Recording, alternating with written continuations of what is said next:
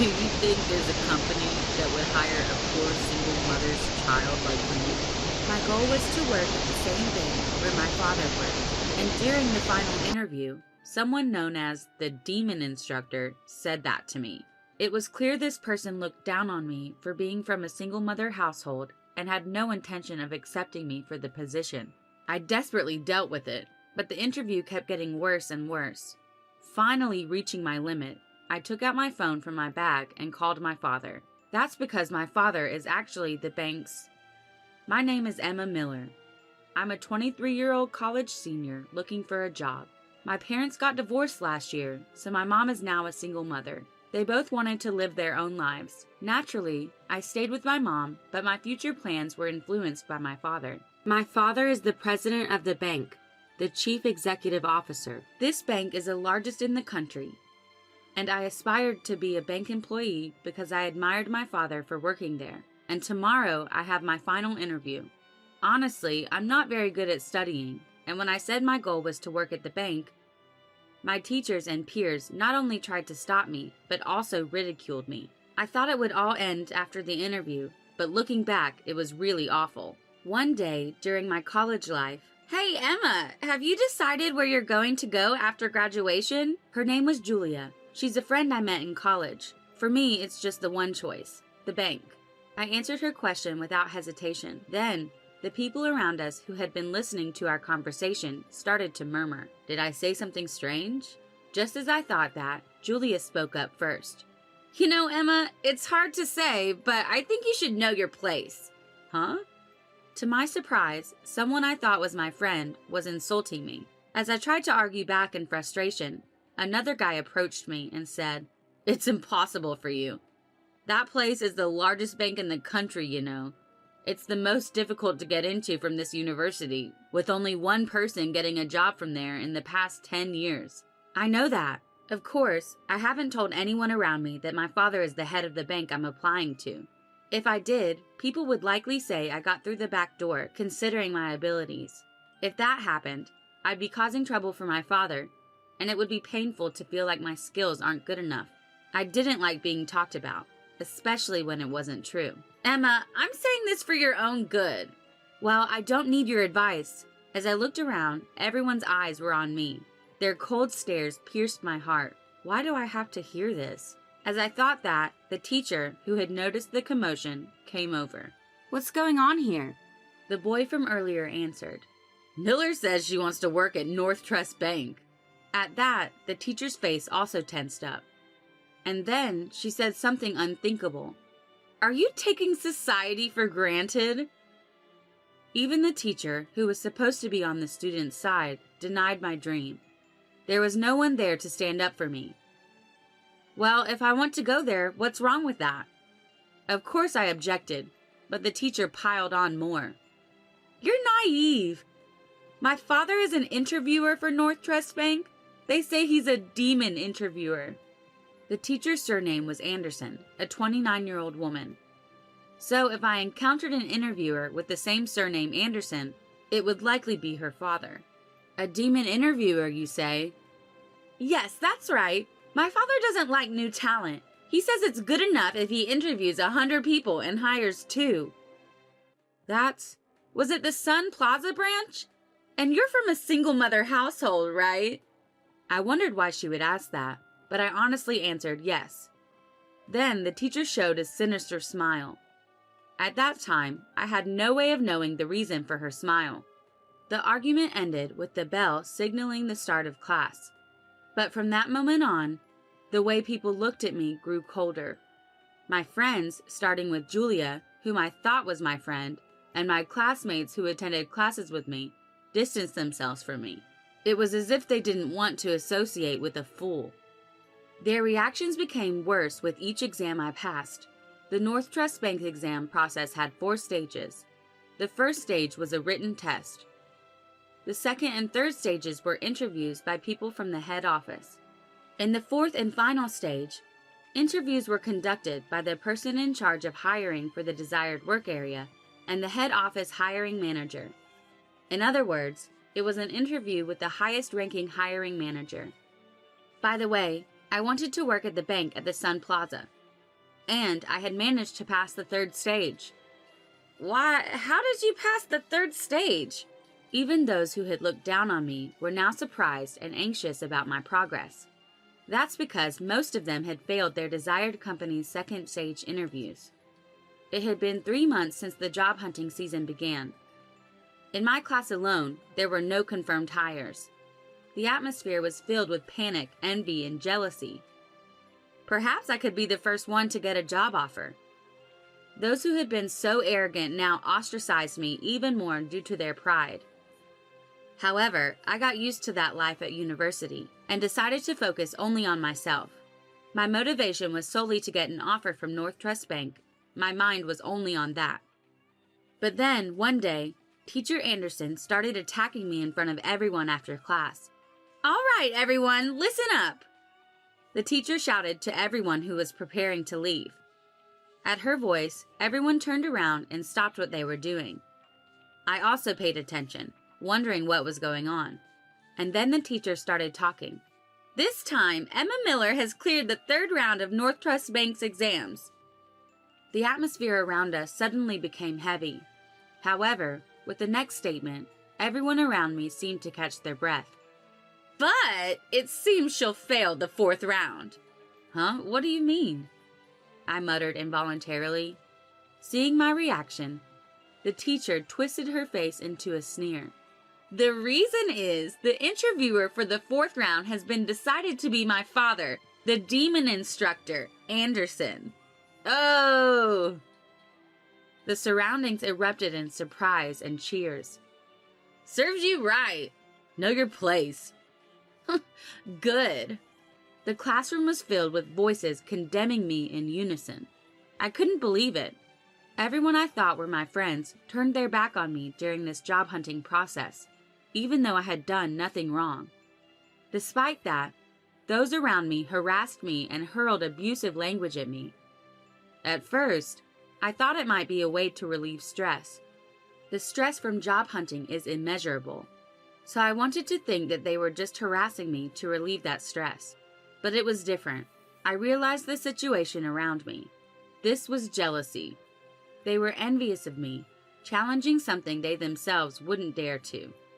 There's no way I could lose to someone like her, who isn't even good at studying. There's no way someone like her could get into North Trust Bank. If she can make it, then so can I. If Miller is going, I should have tried as well. But that place is difficult. It's the most challenging. It's impossible. So why is Miller trying without hesitation? It's wrong. She's trying for a place that even I can't get into. I can't forgive that. It's strange. The reality that becomes apparent as job hunting progresses.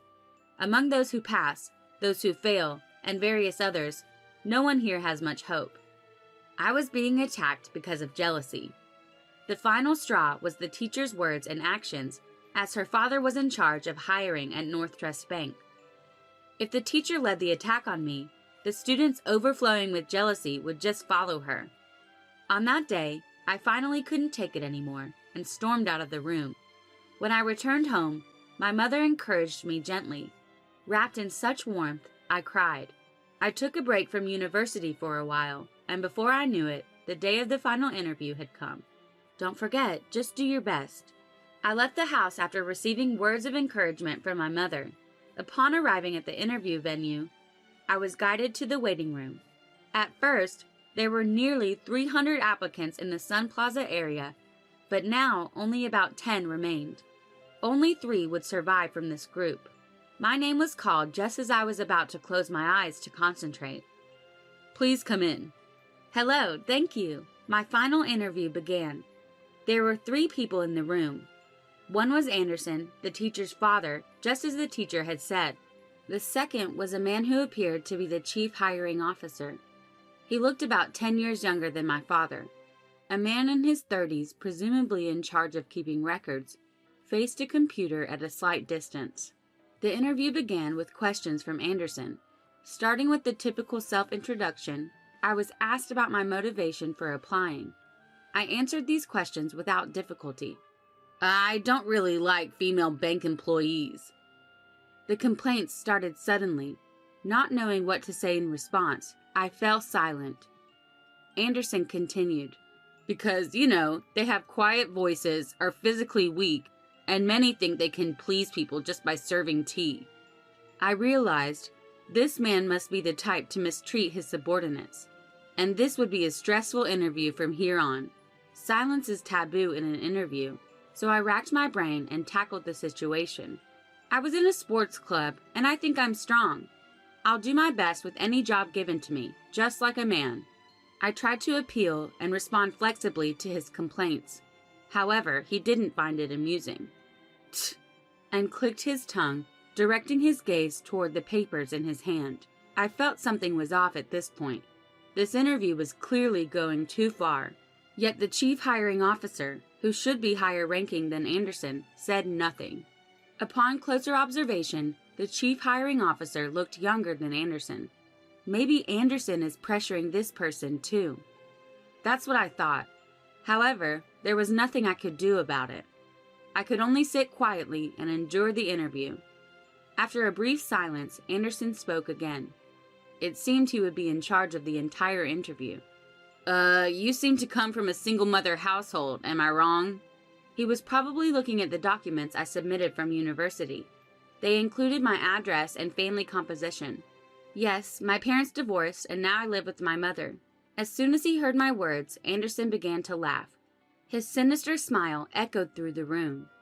I see. You're from a single-mother household. What business does a poor person have here? As soon as he heard my response, he blatantly changed his attitude. As the teacher's sinister smile crossed my mind, I became sweaty. I struggled to find the correct response and began to feel anxious. But it was Anderson who started talking first. Do you think there's a company that would hire someone from a poor single-parent family like you? He said that while mocking me. Huh?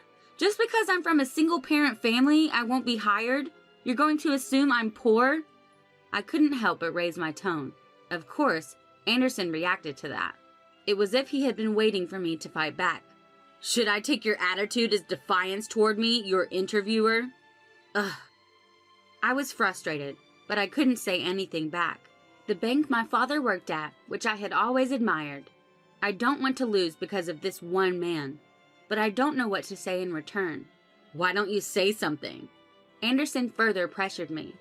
The moment I heard those words, something inside me snapped. My consciousness fell swiftly. I became incredibly calm, to the point where I couldn't believe it myself. Understood. Anderson seemed puzzled by my response. While staring at him, I stood up from the hard metal chair. Hey, what's with you suddenly standing up? Finally, another person spoke, having been sitting the whole time.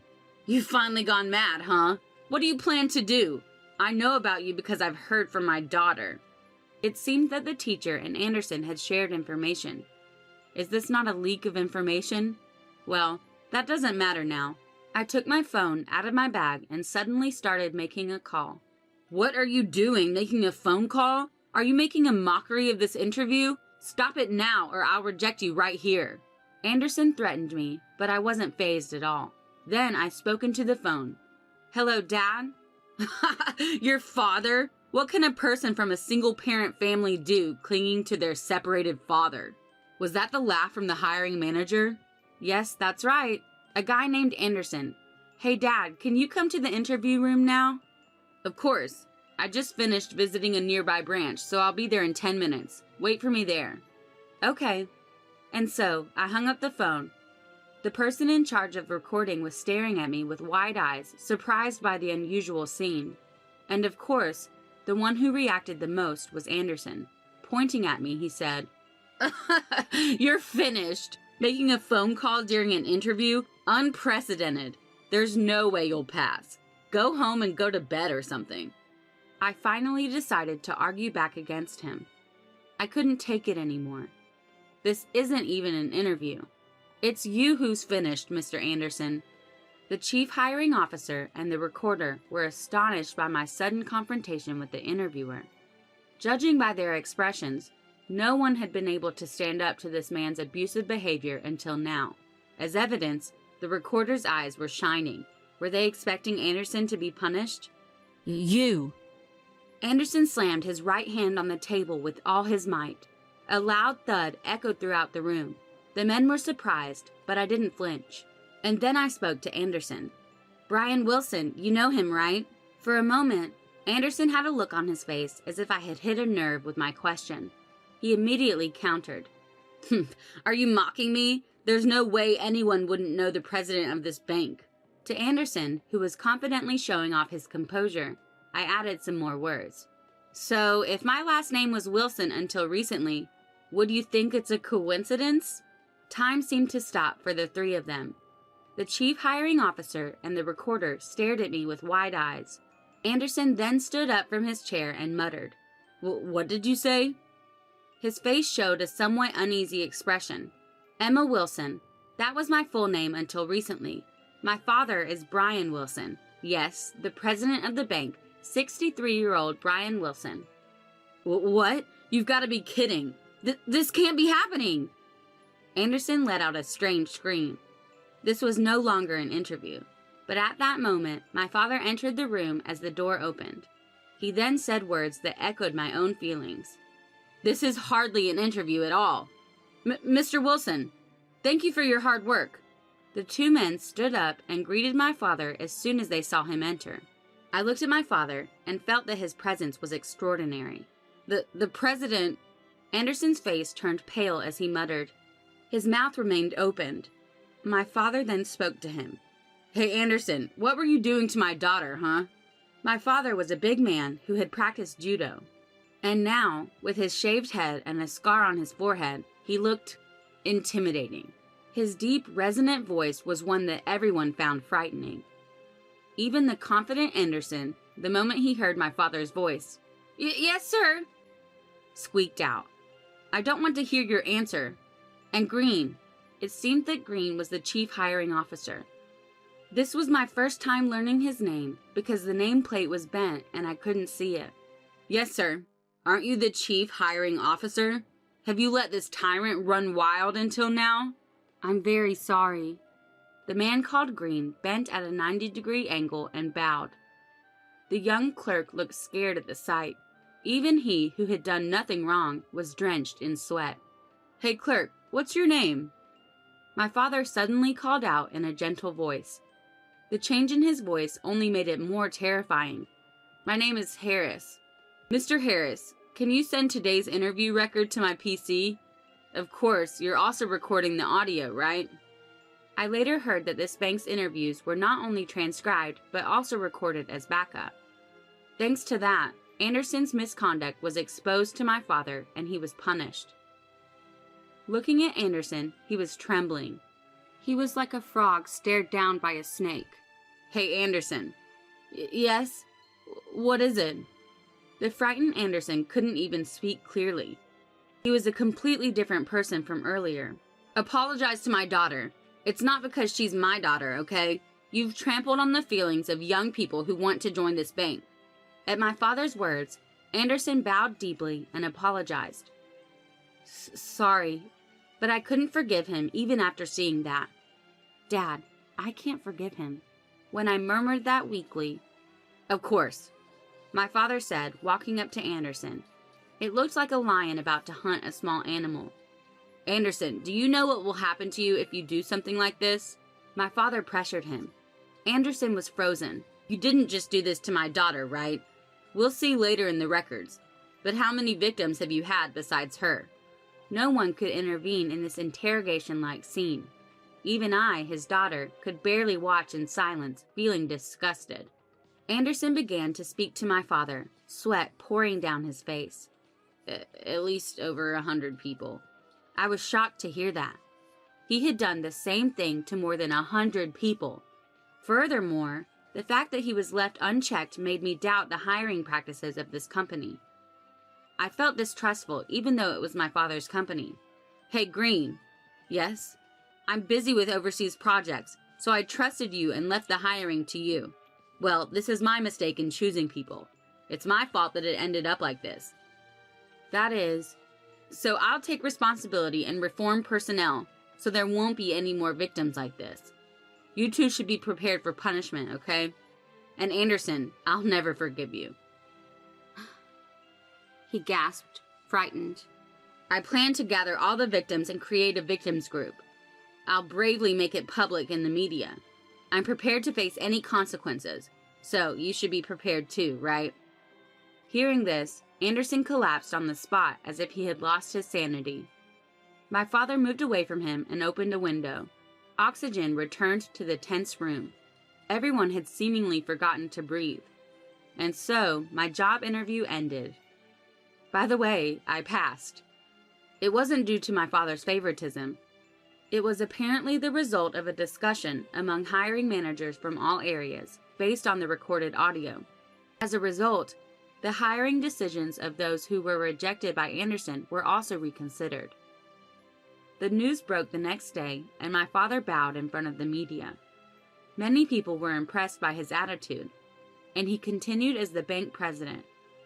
On the other hand, Green, who had been the chief hiring officer, voluntarily resigned. And Anderson was sued by the company and the victims group.